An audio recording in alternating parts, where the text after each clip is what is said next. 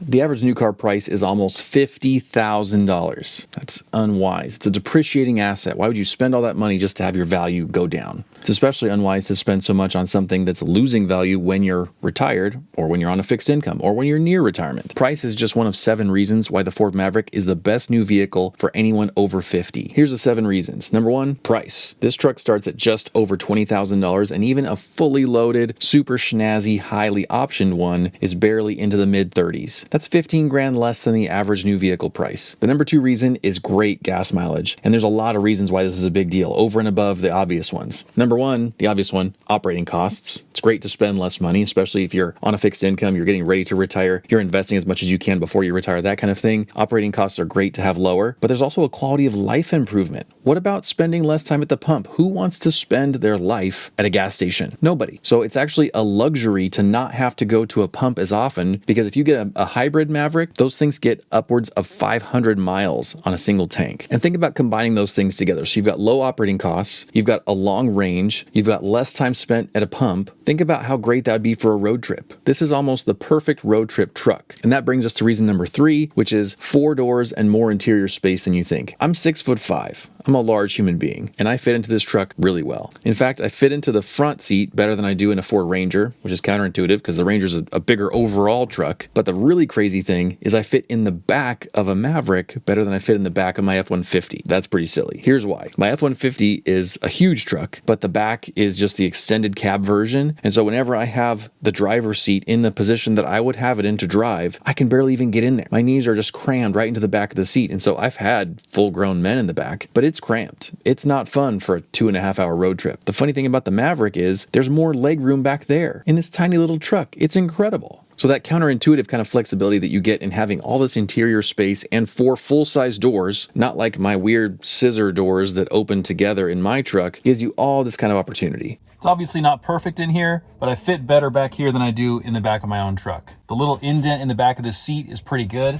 I can also go wide and be on either side of the seat. Plus, I've got 3 different plug-in options down here and an armrest.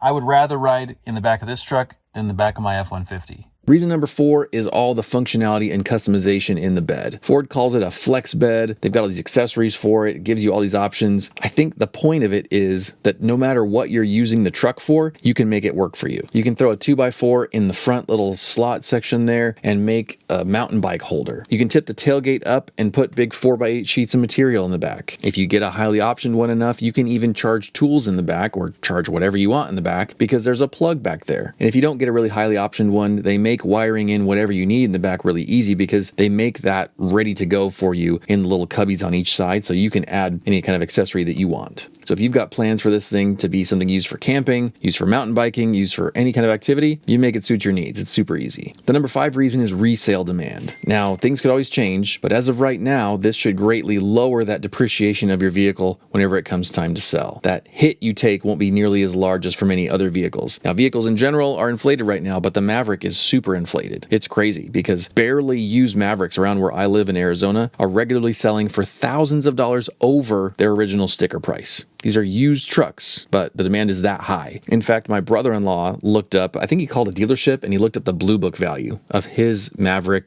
XLT 4x4, kind of mid-level truck, and he could make between $5,000 and $10,000 on the truck right now if he sold it. Just crazy. The number 6 reason is especially important for people who are over 50, and that's ease of access in and out, plus the good ergonomics of the truck. The problem with so many new vehicles nowadays is they're just getting bigger and bigger and higher off the ground. So they're difficult to get in and out of. The fact that this truck is just the right height to slide into and slide out of makes your life a lot easier if you don't get around as easy as you used to. That's a fact of life. It's something that we all have to deal with at certain points, and so we may as well acknowledge it and say, hey, that's really handy. I don't need to do a pull-up to get myself up into this new truck. The number 7 reason is the customization that you can get through ordering a truck from Ford. You can get one for super cheap that's a hybrid front-wheel drive base model, stripper model truck that doesn't really have anything on there, or you can option it all the way up to this super off-road capable Tremor version that's got skid plates and four-wheel drive and a turbocharged engine and off-road suspension and all that stuff, and anything in between. So if you know it's just going to be like a little city runaround truck, spend 25 grand, get a decent truck. If you want to go off-roading and do crazy stuff or go up in the mountains because you like to ski, get the crazy four-wheel drive one. I feel like the Maverick, though, is uniquely situated to give you a wider range of possibility than a lot of other vehicles. All of these great reasons, though, hinge on the caveat of you being able to actually get a truck. I've ordered a Ford Maverick Hybrid Lariat, and I've tried to get one here for the last 6 months, but I'm still waiting. And to see the update on my custom order from Ford, click on this video next and see the emails they've been sending me. Thanks for watching. Please subscribe, and I'll see you next time. Bye.